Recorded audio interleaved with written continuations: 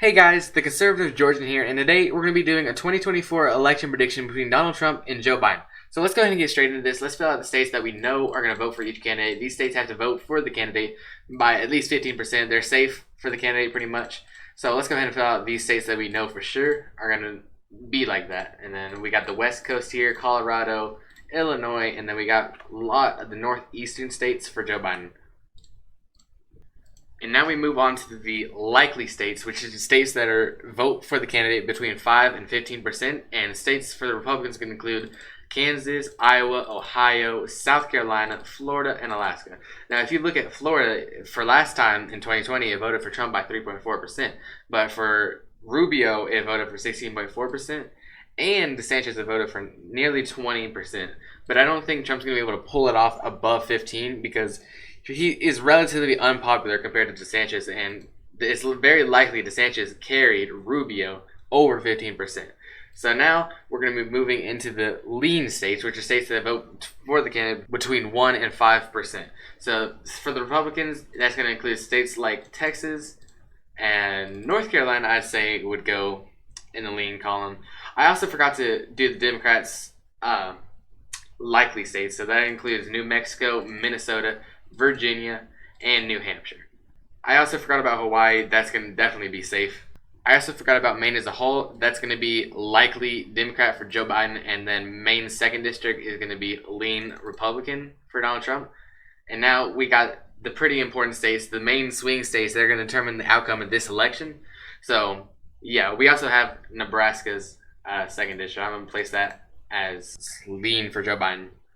Now let's go west to east. We're going to start with Nevada. I think that's going to be tilt for Donald Trump because if you look at 2020, Biden only won it by 2.4%. And if you look at how far it shifted, a lot of places in Nevada shifted to the right. And while these are rural areas, it's still pretty important. And then if you look at the midterm elections, Masato only won it by 0.78%. And if you look at the governor's race, Republicans actually won the governor's race there. Now we move on to Arizona, which I think is going to be, it's either going to be lean or tilt for Joe Biden. I'd say I'm stuck, but I think it's going to be lean. I think Joe Biden has a chance to win it. Because if you look at last election, Biden won it by 0.31%. And then if you look at the Senate race, Kelly won it by 5%. And the governor's race, Hobbs only won it by 0.67%. And that was against a very Trump candidate. But you have to consider Trump is going to be making a lot of statements against McCain, and that's going to hurt him in the state of Arizona because, you know, McCain came from Arizona. So it's very possible Arizona could go either tilt or lean. I'm going to keep it in lean for now. We're just going to have to see for later. And now if we look at the state of Georgia, last time it voted for Joe Biden by 0.24%. And then if we look at the Senate race from 2022, it voted for Warnock by 0.28% and against Herschel Walker, the Trump-endorsed candidate, which is pretty bad. And then if you look at the governor's race, however, 7.5%. That means Herschel Walker underperformed Kemp by almost 10%. So it's going to be, and also if we look at this map, look at all these counties near and around Atlanta and down here in Savannah. I have huge doubts that Trump's going to be able to pull off a win here. Like with Arizona, Georgia could go realistically in the lean column, but I'm going to keep it in the tilt for now because it could still keep its competitiveness. So now if we go to the state of Wisconsin, let's see. I believe Wisconsin could go for Trump by a tilt margin, and this is because if you look at the last election, Biden won it by 0.63. But if you look at the Senate race, Johnson won it by 1%.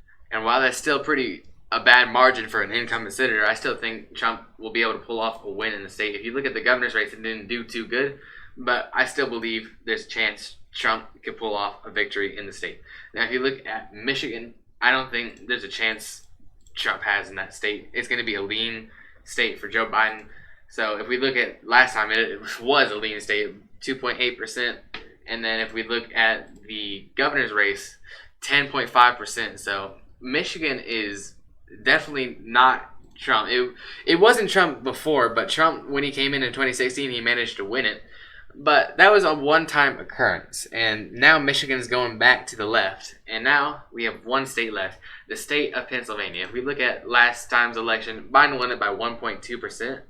And then if we look at the Senate race, Donald Trump endorsed Dr. Oz, and he lost by 5% in the state of Pennsylvania. And against Fetterman, which, keep in mind, he struggled. He barely campaigned because he had a stroke before the primary elections.